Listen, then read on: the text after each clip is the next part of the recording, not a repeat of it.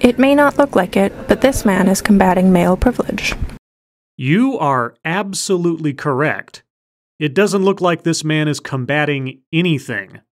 Unless he's playing Doom or something. A friend of mine sort of said, maybe you should try this. Wait, he's the creator of what? Octi Eber? And it didn't sit well with me. I couldn't quite put my finger on it initially why it didn't sit well. He's wearing a shirt and tie every day in October to combat male privilege. The tie for me felt like male privilege. Jesus Christ. It was like the physical manifestation of like the uniform of being a man. Oh yeah, I'm gonna walk around for a whole month and just show you that I'm a guy. Okay, so let me get this straight. You're going to combat male privilege by dressing like a man would. I cannot even begin to articulate just how stupid that is. And I just was like, that doesn't feel right. It's just an article of clothing. Why does it have so much power? Power.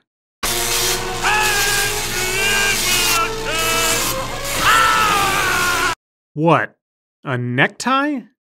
Well, is it a power tie?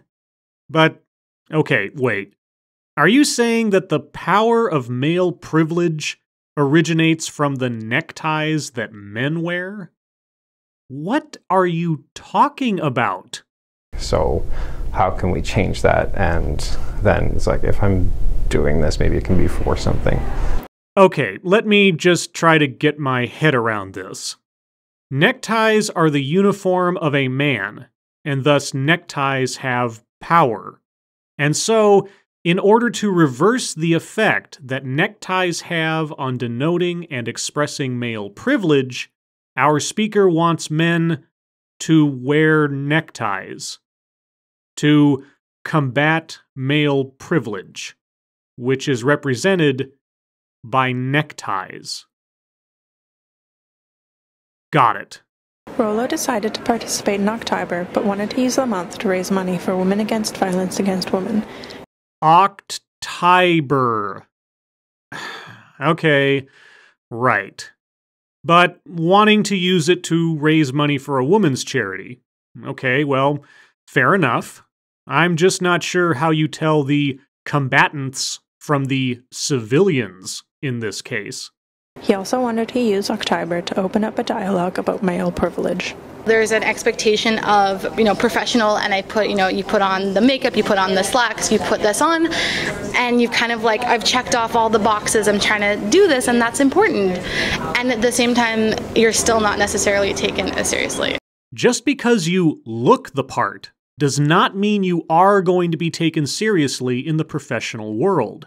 Your attitude, your behavior, your knowledge, these things ultimately mean more than mere appearances. You know, merit. You do know what merit is, don't you? Or do you not value anything below the surface? I think it's fantastic. I think there's a lot of these events that happen. There's October, there's Movember, there's Dresscember. Dresscember. Okay, that's a new one for me. Why dresses? To many people, dresses represent fragility, weakness, and inequality. We believe it is time to reclaim them.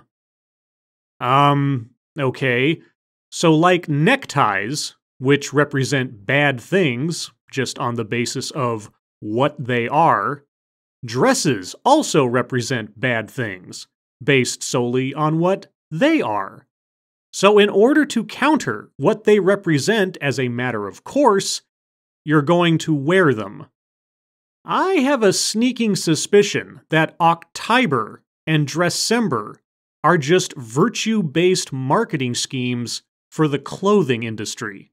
I think they all work towards the same goal, which is getting us to think about our appearance and how that appearance can be used for other things than, making us feel good or get a date.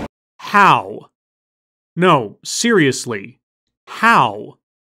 If neckties are symbols of male privilege, how does wearing a tie become a form of protest against male privilege?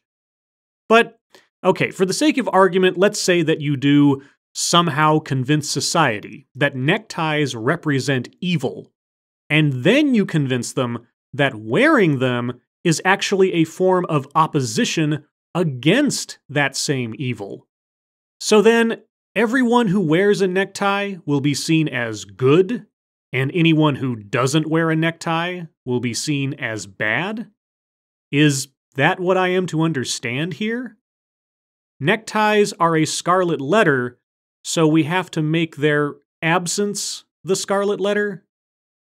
I am so very, very confused.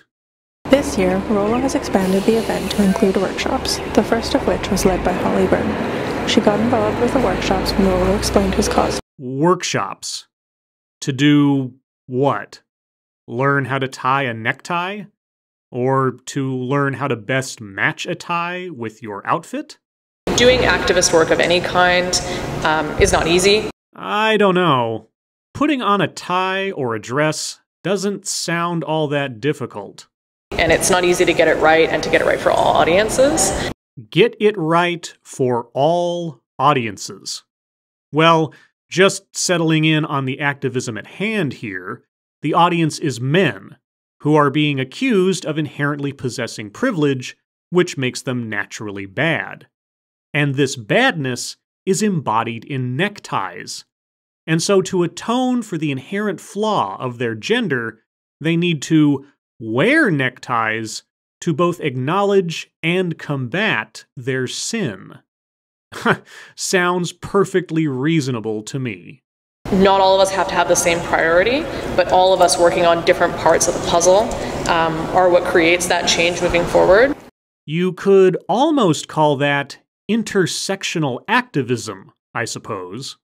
Workshops will continue to take place on every Wednesday in October. The next workshop will be about healthier masculinity. The last will be about consent. Healthier masculinity. Because unguided masculinity is naturally unhealthy. Consent. Because men are naturally oblivious to the concept of consent. Got it. It's a way to use my privilege for good. Yes, for good. Indicting 50% of the Earth's population as unhealthy, privileged rapists who all proudly wear neckties to broadcast their dominance over the world. From the corporate executive to the parking valet, neckties scream male privilege. So men, do your part to combat this scourge of society. Wear your neckties proudly this October, because only by making a silent mockery of masculinity can you ever hope to become a better person. Hate the sin, love the sinner. It looks good on you. As always, thank you for watching.